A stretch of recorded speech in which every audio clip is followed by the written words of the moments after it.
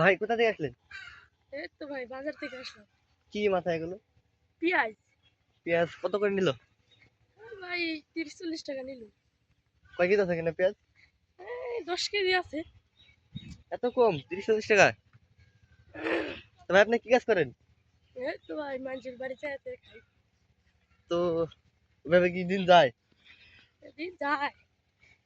একটু জোরে বলেন, লোক শুনতে পাবে না কেউ।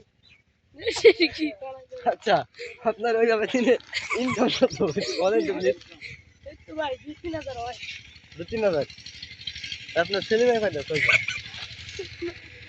ভাই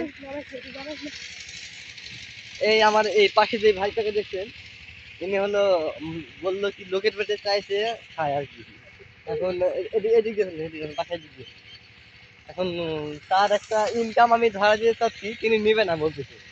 আর আমি বলতেছি আপনি পেঁয়াজের ব্যবসা করেন, যেহেতু আপনি পেঁয়াজ 30-40 টাকা 10 কেজি কিনে আনছেন, তো আপনি এখানে যদি 10 কেজি পেঁয়াজ 10 কেজি বিক্রি করেন 100 টাকা, কিন্তু তাহলে 40 টাকাতে পেঁয়াজ কিনে অর্ধেক 50% লাভ হয়ে যাচ্ছে এখানে। কি ভাই ঠিক আছে?